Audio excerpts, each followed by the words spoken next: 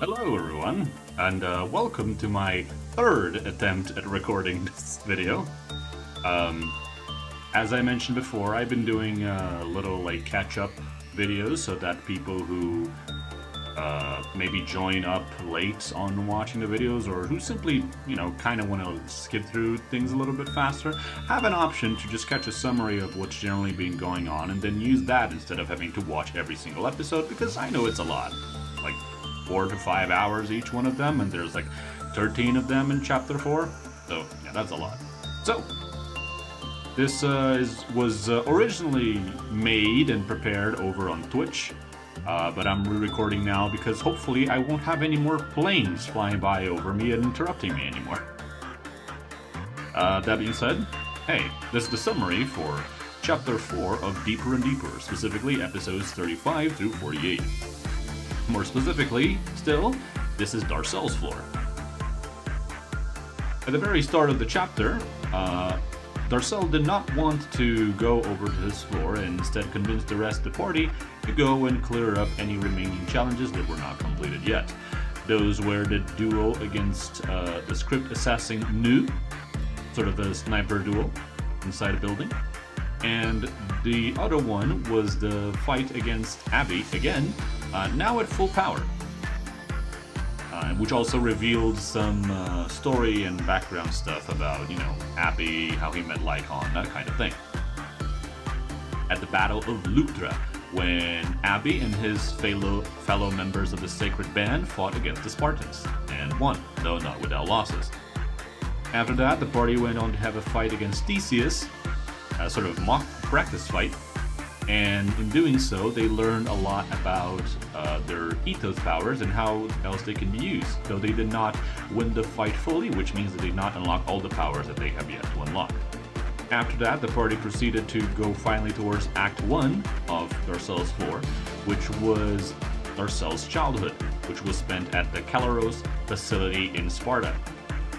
Darcel was raised in the facility along with 3 other kids, teenagers, who were in this project led by Herodotus in an attempt to use Phobos imprinting on these young subjects to basically create super soldiers.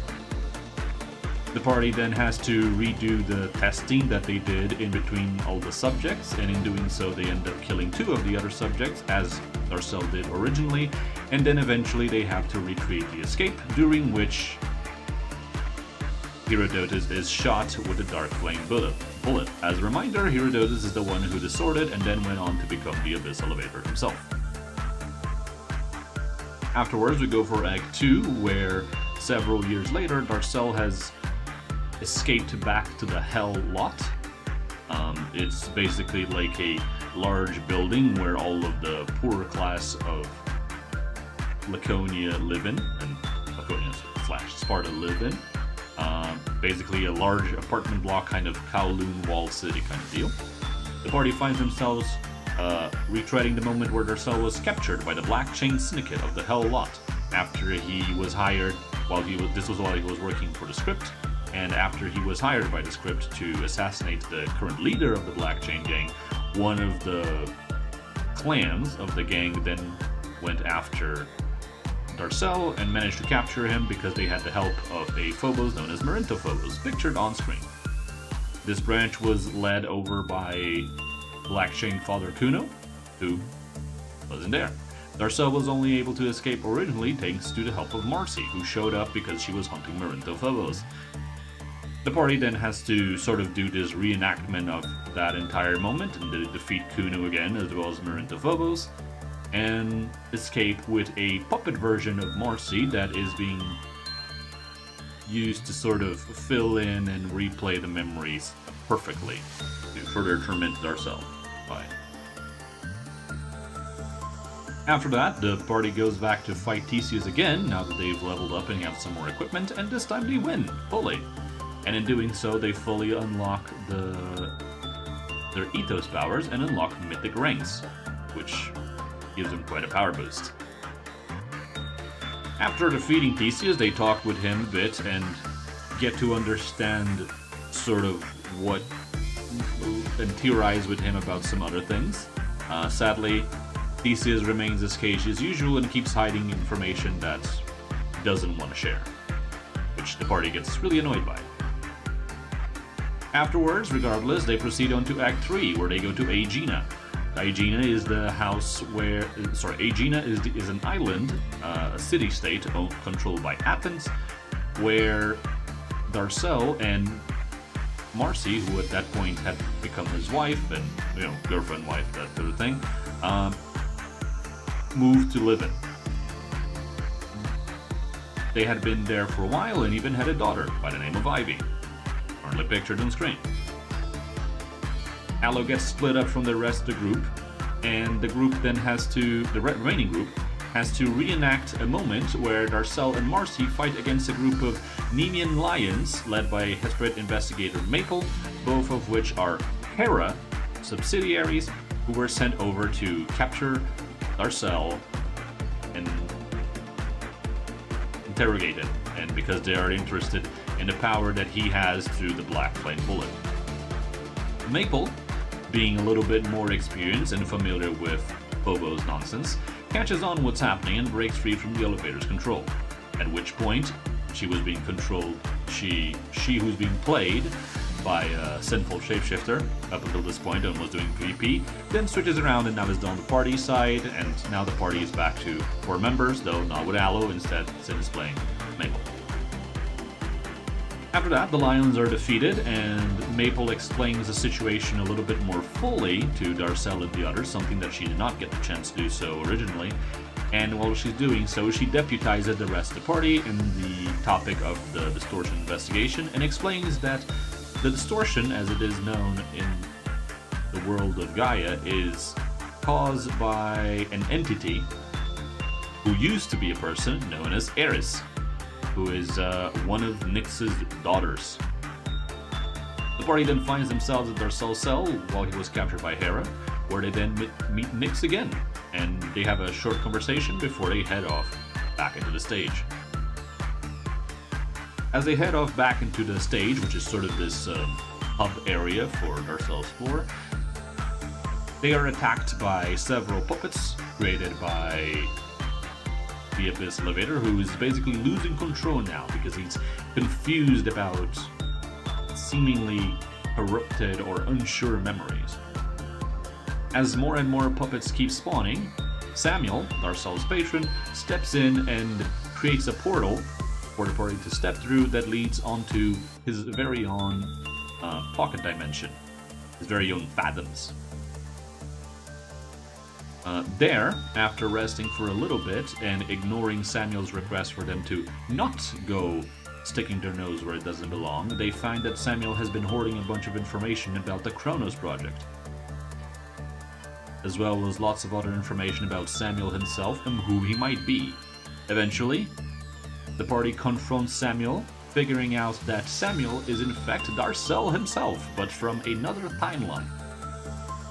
This alternate version of Darcel found the Kronos project after distorting and used it to jump back into other timelines, and he has been doing that over and over again in search of a perfect timeline where he gets to actually save all the people that were shot by him as Samuel, as well as all the other people that die as consequences of his action, and he's basically trying to find his perfect timeline.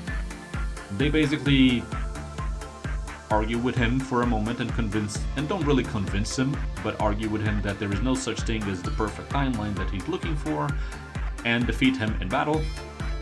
And during the fight, Darcel ends up resisting Eris and doesn't distort, and instead he unlocks his ethos Fatebreaker. During the fight, Samuel gets shot with a Black Flame Bullet, meaning that at the end of the fight, he is dead forever.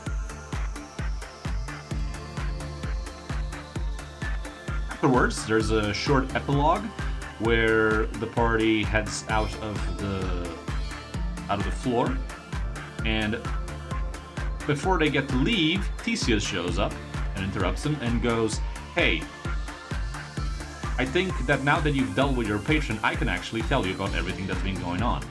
And he reveals all that he knew, which was basically Siren, Carly's bandmate, and girlfriend, sort of, is actually Ivy, though with the help of Aloe, though she doesn't remember it anymore, Kylene, Nyx, and Maple, they completely erase her memory, not only her memory, but also memories of, not memories, but every record that was available of Ivy being alive.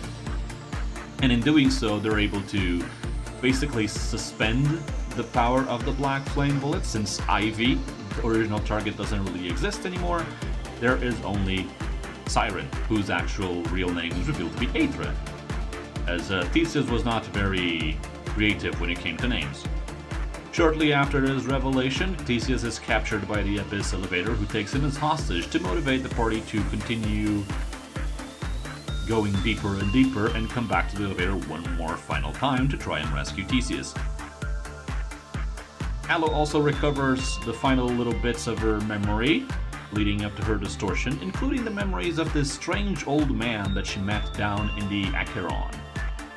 No idea who that guy might be. The party makes their way back up to the elevator. The party makes their way back up, only to find that the entire facility is basically ready to shoot them down on sight because they've been down there for way too long.